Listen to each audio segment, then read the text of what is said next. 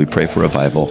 And now we're in a place where we have a 4-year window. I love what you teach. I love what you teach about revival into Reformation. It's golden. It's what do we do as the people right now? So revival is personal.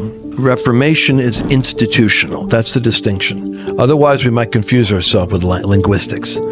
So in other words, personal revival is always an individual, church, a group. You catch the fire, you go into that environment. It's the Hebridean revival, it's Azusa Stream. That's the ideal. This is a place where there's more than one person in the atmosphere of God, holding on to the atmosphere of God. So when you come in, you're in a zone where God is working. But 90% of the church, so in the Hebrew culture, 90% of the people are called to work to go expand the kingdom. 10% are called to be Levites or temple maintenance and temple workers. So 90% of the people that are in revival, where do they go?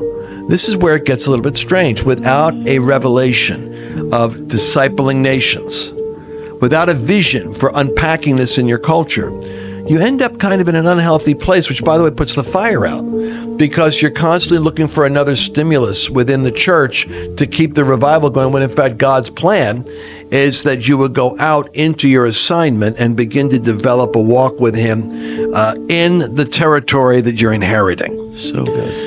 And what do they call that? Dominionists. I mean, I get called all this crazy stuff. I never sought a dominion manifestation. I love that you're labeled with all this stuff. I get labeled with stupid right stuff, and I'm thinking, why you guys call me that? Just because you're so in the box that I look like I'm unorthodox? Because I'm seeing it's unhealthy to think that your revival in your local church or in your camp is God. And so my theory was, back in the day when I was pastoring, and I pastored for like 30 years, 25 years, and I did it in different places.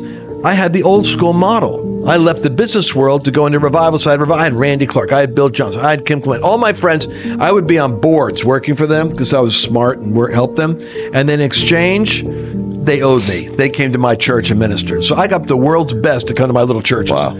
And they blew them up, and we had great times. But here's the deal. I thought the power of God will hit, and then this will be like a burning bush, and people will come from all around, and that we'll build a strong, powerful, prophetic, apostolic church, and it'll impact New England or impact Philadelphia. That was the theory, that they come, and then one day the Lord said, "Go ye." What part of this don't you understand?